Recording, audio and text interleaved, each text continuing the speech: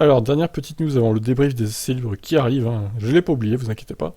Rien ne semble fonctionner sur W13 pour Lewis Hamilton. Voilà, quel enfer. C'est à peu près comme chaque vendredi pour nous, nous avons essayé beaucoup de choses différentes, un plancher expérimental de mon côté qui n'a pas fonctionné. Rien de ce que nous faisons dans cette voiture ne semble fonctionner. Bon bah poubelle, hein, elle est ratée, hein, c'est bon, c'est fini. Y a rien à en tirer de cette W13, hein. Il faut la foutre à la poubelle, il faut en refaire une. Allez, Mercedes. Vous aurez plus de sous pour la développer, mais au moins, vous aurez une bonne base pour l'année prochaine. Nous avons essayé différents réglages, Georges et moi, durant les EL2, juste pour voir si une façon fonctionne et une autre non.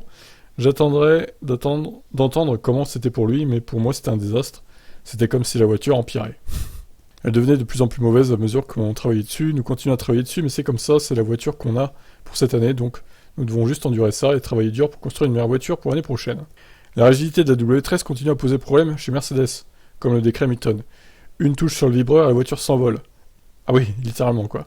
Ici vous devez être capable d'utiliser les vibreurs, donc c'est délicat. C'est pas le Montréal que je connais, que j'ai l'habitude et que j'ai expérimenté dans ma carrière. C'est le pire ressenti que j'ai pu avoir avec une voiture ici.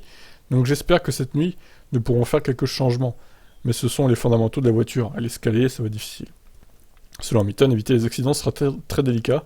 C'est une lutte monumentale tout le temps pour éviter d'aller percuter le mur lorsqu'elle rebondit, quand la voiture s'éloigne du sol et qu'elle atterrit, et qu'elle s'agrippe et part dans différentes directions.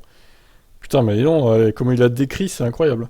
Vous essayez juste de garder une voiture qui saute, s'accroche et s'accroche. C'est dur. Ça vous tire en haleine. Il y a eu de gros chocs ici, on relève la voiture et ça ne fait pas de différence. Génial.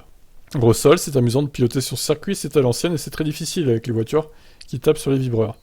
Notre performance n'était pas celle que nous voulions. D'ailleurs, il se méfie aussi de Vettel et d'Alonso. Nous sommes assez loin du rythme des deux premières équipes et il y a aussi deux gars, Fernando et Seb, qui ont l'air très forts. Nous avons du travail à faire, c'est toujours très bosselé ici. La rigidité de ces voitures est assez brutale. On ne peut pas rouler sur les vibreurs autant qu'avant.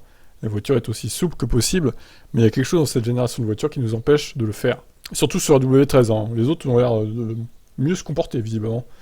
En EL2, c'était probablement le plus grand écart de réglage entre Lewis et moi. Nous sommes allés dans des directions complètement différentes. Ça explique l'écart, évidemment, entre les deux. Nous devons trouver un juste milieu entre les deux cette nuit. Nous avons juste besoin de nous qualifier devant le milieu du peloton. Nous avons une bonne voiture qui est probablement la troisième plus rapide.